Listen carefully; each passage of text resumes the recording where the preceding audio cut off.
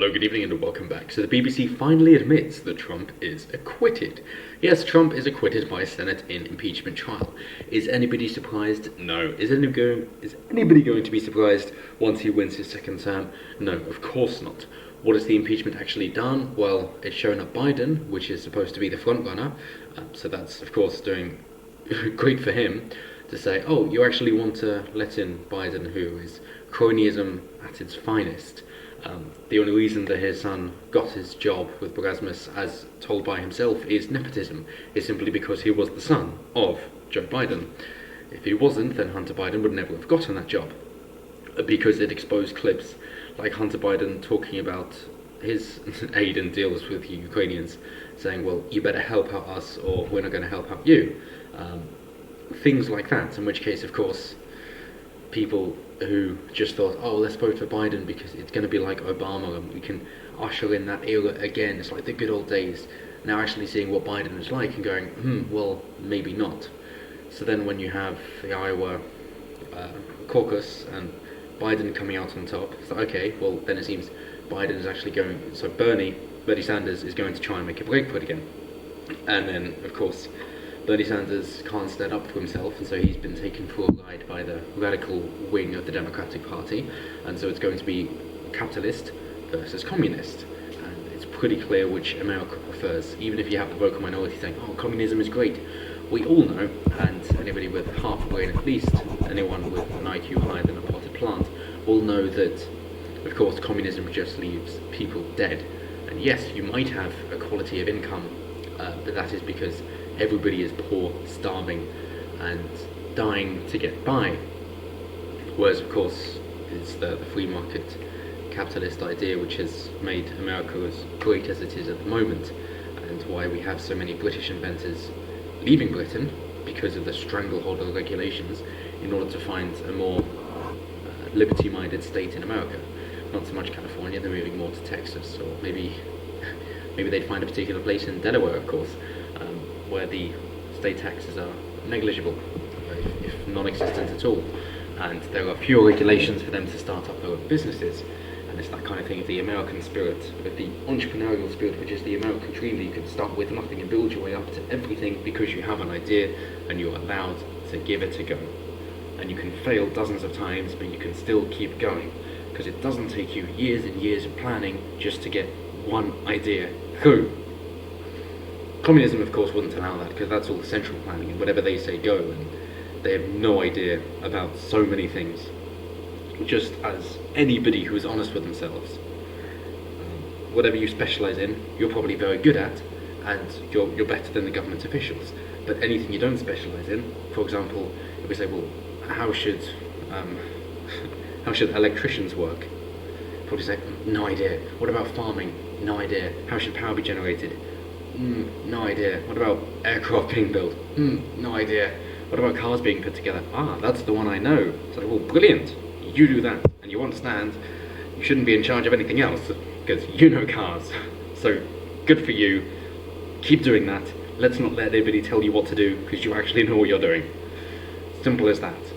How on earth can you think that one human being is capable of understanding all these different intricacies of life and understanding what is best for individual people when they don't understand those people? And that is shown most evidently when they use collectivism, of course, given that they don't know what people are looking for and then just group them into one big group and say, well, hey, because of these particular characteristics, I know everything you're thinking. And then they have a conversation and go, I have no idea what you were thinking.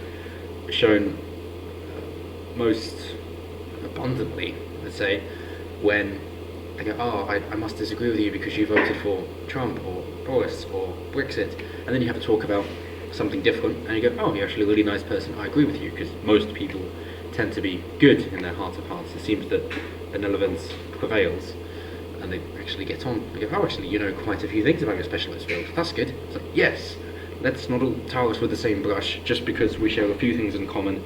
It seems that we probably share more in common with our so-called enemies of these particularly controversial topics.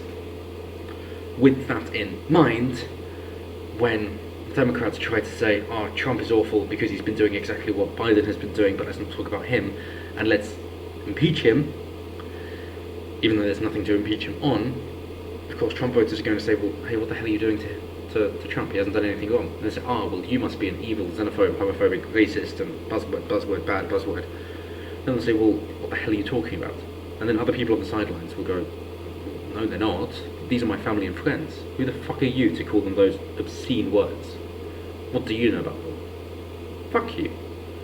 I think I'm actually going to spend more time with them, make sure they're okay, listen to what they have to say, see why they feel that way, because now we've generated that intrigue by trying to drive it underground, and that's just going to create a bigger groundswell for Trump. So, of course he's going to win a second term. Not just the electoral college, but also the popular vote. Let's see if they'll finally quash the rebellion of getting rid of the electoral college to actually try and help the smaller states, which is fucking brilliant to say, oh, we're left wing, we're all for the poor people. Oh cool, what do you want to do? We want to silence the poor people and just serve the cities of the wealthy. Oh, do you see how that doesn't add up? So, yes, the impeachment inquiry came to the Senate, and it was run by the president's fellow Republicans. That's very, very nice of you to say that there's fellow Republicans. I'm sure a lot of them wouldn't call themselves that until they saw, hey, he's actually not a politician, so he hasn't been in politics a lot, and he isn't getting involved. He's taking more of a step back, and everybody's doing really well. Record low unemployment, economic growth, and he's helping out the minorities as well. Do you know why? It's because he's not doing anything. And that's perfect. You need someone who is bombastic like him, who's going to talk the talk, but not walk the walk, who isn't actually going to do anything. He's not going to be pushed around and have to do something because he was told to. He's just not going to do anything. And that's perfect. He said initially that he repealed 25 rules for every one he created. It wasn't that, of course. It was 3 instead. But nonetheless, he's repealing more than he's given. So it's more of a free market. So who's actually surprised that America is doing so well? Because they're allowed to be Americans, and they're allowed to actually get on with their lives. Come on, boys. Let it happen over here as well. So yes, run by Republicans, voted to acquit him 52 to 48 on charges of abuse of power, and by 53 to 47 on obstruction of Congress. You might think, oh, that's kind of close, but then you go, well, it needs a 2/3 majority. So, no, it's just across party lines. Democrats had no chance of winning whatsoever. They probably realise if we can't impeach him, well, we're not going to win because he's clearly too good, and we're stupid and don't understand what people want, and our policies will never work. Probably don't have that much self-realisation, but nonetheless, he is hoping. And so I thought, wow, let's go for that, because we're going to be fucked for the next 4 years if we don't do it. And there's a chance we're not fucked for the next 4 years if we do it. So they did it, and they're going to be fucked for the next 4 years, given that they failed again, which we're all very pleased about. Looking forward to November. So Democrats charged Mr. Trump in December with pressuring Ukraine to spear a potential White House survival, and also for not allowing testimonies.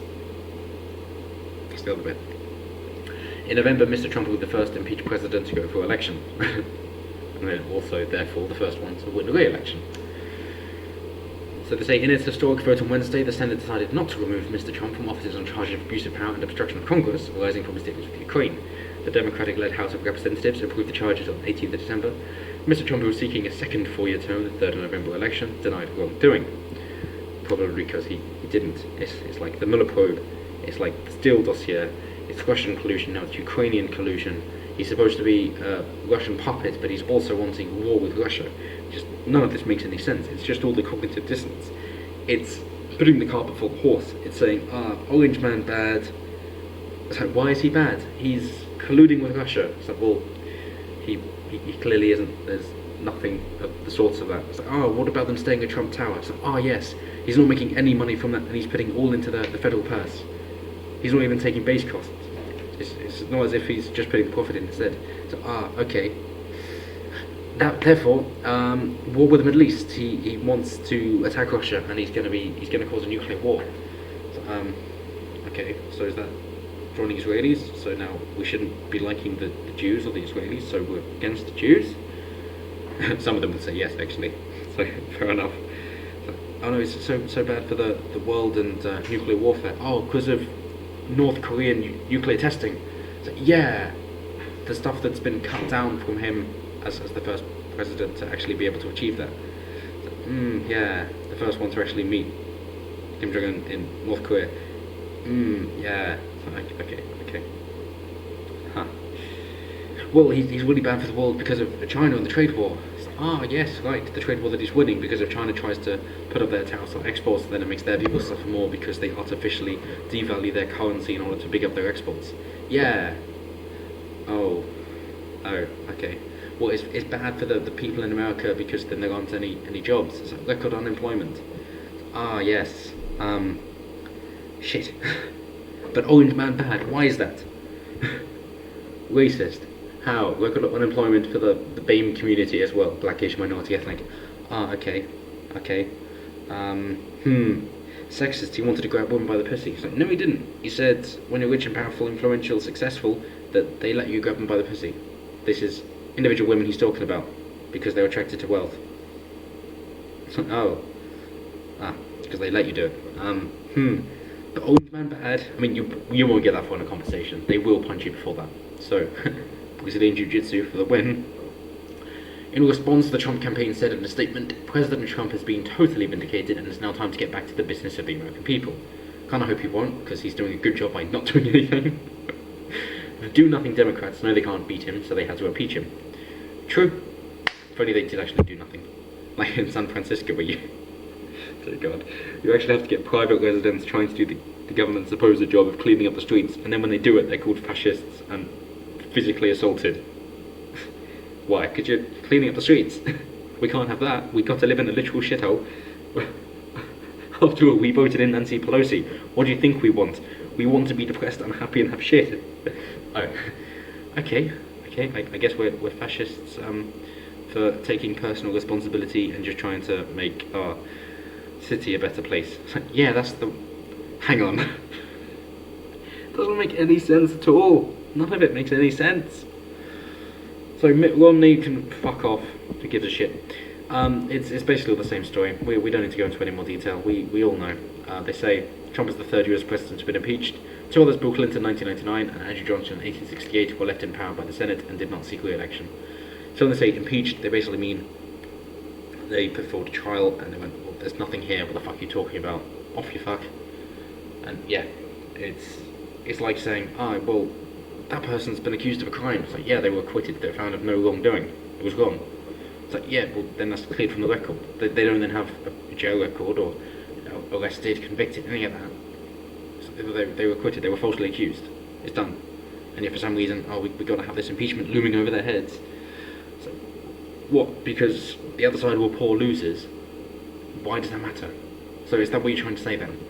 So, it's the opposition party for 1999 and 1868 who were sore losers, and that's what we should be talking about. So in that case, don't use the figurehead of saying Bill Clinton 1999, who was acquitted of the impeachment inquiry. Say it was the Republicans who brought forward the impeachment that was then found to be vacuous. Go for that then, because then you're targeting the party that was jealous and couldn't do things fairly, instead of the person who was acquitted. If you wish to take that route, otherwise it's irrelevant, and this is a whole nothing burger. Yes, I'm referencing Veritas' report on CNN, saying, with the Mueller probe and the Russian investigation, it's a nothing burger. They knew from the beginning, they just wanted clicks. So hey, it's finally over, until the next one, because of course they're going to try another one. Are they going to win? No, of course they're fucking not. And I look forward to that, I really do. And it's things like this that show AOC, Alexandria Ocasio-Cortez, was correct, that a party which is Biden and her in the same one are not applicable. They do not go together whatsoever.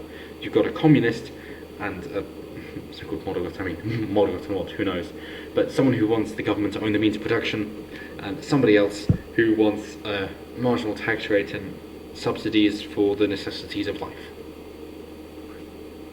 Not the same. It's a sliding scale by all means, but they do not agree, especially when it comes to the social side of it.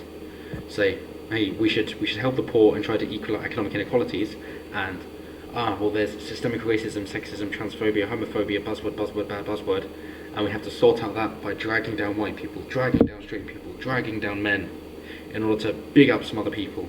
who will then go to college courses that they can't complete, and then they leave, and they're depressed because they haven't got the education that they thought they could have, and it's not as if they can then transfer to another course, because they're disillusioned with the whole education process, which are already charging them too much for, because the government intervenes, gives them government grants, and then of course, not grants, loans, sorry, and then of course the universities will charge them more because they can get the money, because the teenager who's applying for the university doesn't understand the value of money because they haven't got any real world experience and they're supposed to decide their entire career when they're 18. The fuck does that work? Go down the private route, and instead you've got investors saying, I will pay for your education, and in return, because I think you're a good student and your degree is one worth obtaining, for the next 20 years, I want 5% of your income. Alright? Cool, do we have a deal? Yes, good. Job done. Job done. Then you might be saying, well, that's not fair, because then there won't be enough funding for, like, gender studies, and they're like, and you go, okay, so normally people will take it, drive the cost down, there'll still be some there. It's like, yeah, but it's really worth doing. It's like, oh, cool. That means it's going to be so cheap, you don't need a loan to do it. You can actually do it and work concurrently through the year, and then you're going to get an astounding salary, far better than the people who do science, technology, engineering or mathematics, and you're not going to have to pay 5% of your income.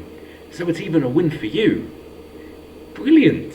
You pay less to begin with, or maybe a little bit more, but you can afford that through college, but then you're not paying anything on your next 20 years of income.